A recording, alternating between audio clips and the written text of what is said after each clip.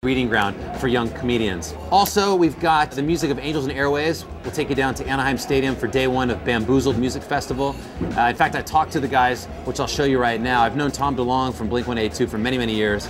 This past February, Angels and Airwaves just put out their third studio album called Love. In fact, they made it available for free at their website as a download. So I talked to Tom and David Kennedy, the guitarist of Angels and Airwaves, about the album and them and music, and here it is. Enter! How are you? Good for you. What's up, Dave?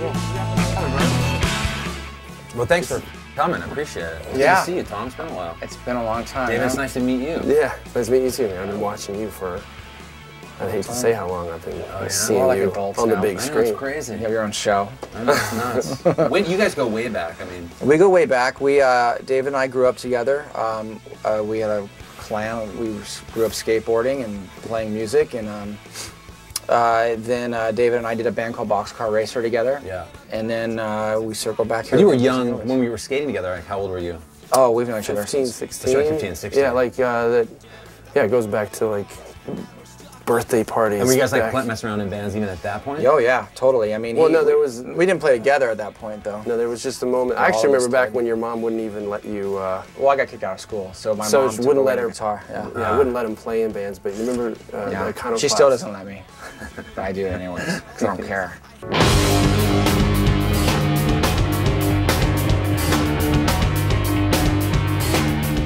When you went into Blink-182, what did you do musically? Because you were playing in bands, right? Yeah, we had a group. I mean, part of our sort of collective of friends, we all had different bands and sort of different musical directions, really, because we had the Iconoclasts, like Get Down Clowns. You were in Blink-182. I was in a band called Built to Last, which was, and they were all very, very different. But is that how Boxcar Racer came about? When you guys had an opportunity to sort of get back to your... Boxcar Racer would be a perfect example of where you mix like hardcore and pop punk together, you know, and you have kind of this... It was a pretty... that had like a crazy cult following to that record. Even to this day, it's like that record it was a great thing for myself, but a great thing I think for us. And yeah, you said something interesting that I read. It was just like Boxcar Racer had...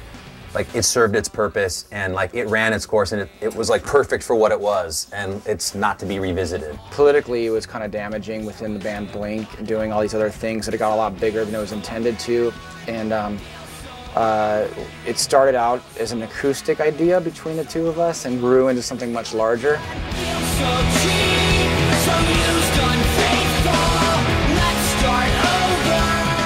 Angels and Airwaves really is Boxcar Racer Part 2. Is it sort of born out of that? Yeah, totally. I mean, that's really why we circle back. I mean, it's just a name difference, but it really is kind of the same band. I mean, Travis Barker played in Boxcar, and that obviously made it very much, you know, he's best drummer of all time, arguably, I guess. So he definitely had a huge imprint on that sound.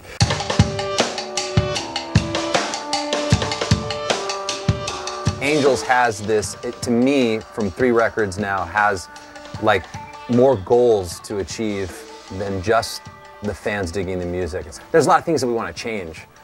Well, you know, and do it through this group. We've all had different elements of success, you know, but we've all been doing it for a long time. Everyone knows that there's a crisis in the music industry, so we didn't want to just redo what somebody else has tried. We wanted to build on what other people have tried and try and come up with our own solution.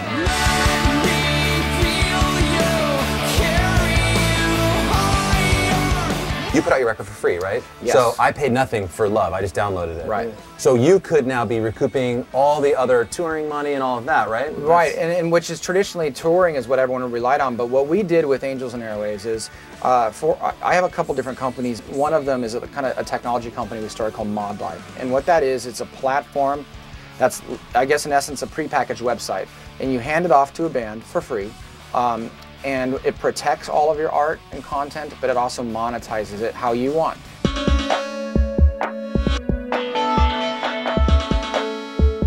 So our idea in giving a free record away is, now what we really wanted as 16-year-old kids was for people to hear our art, and that's going to go out tenfold, but then a percentage of them will come back and maybe watch a pay-per-view while we play in London in bed, you know, with their girl, or they become a fan, join the site where it's kind of like a fan club. You join the site, they can get in and watch sound check and get early access to all the shows, and they get all the pay-per-views for free.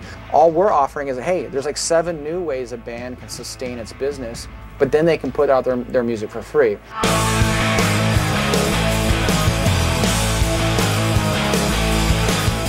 So how does it work with Angels, and like, where's Blink-182? What's the deal with that? The Blink tour is done, yeah. We did a 3-month tour, and then I just disappeared because this Angels thing we've been working on for a year and a half. We've been working on the film for almost 4 years, so this is a really big moment for us that we're really excited about, that we've been planning for a long time. So I'm deeply immersed in this for a little bit.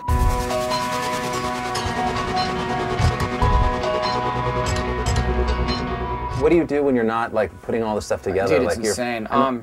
Well, you know, I have Macbeth Footwear, which is a shoe company where we do shoes with bands like Green Day and. I know, but like, what do you do? Where do you go? Where, you jump online and start reading more crazy conspiracy theories. I'm a conspiracy theorist by like really all I do. It's like I want to ask you why you named the album Love, but I know your answer is going to be 8 minutes long, and like we're already out of time.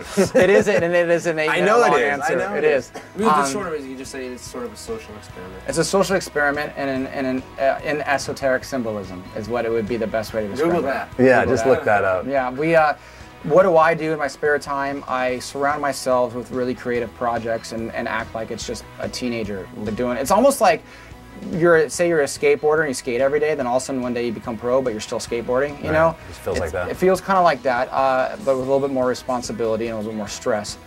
It's good to spend time with you guys. Thank you so much. Hey, thanks for having us. Congrats on the record. It sounds awesome. The only thing we want to say is we worked really, really hard to have this thing be free. So our record Love is free right now. All you got to do is go to angelsandairwaves.com and hit one link. No email, no money, nothing. You get it for free. You put that on the site, and that helped me, by the way, as a fan, because you actually wrote, like, we don't even want your email address. That might have been a deal breaker for me, but it's just no strings attached. Want people to we want people to really sit with it and share the link. Well, congratulations. Thanks, Carson. Good to see you. All right, buddy. Nice to meet you, David. Yeah, thanks, man. Right on.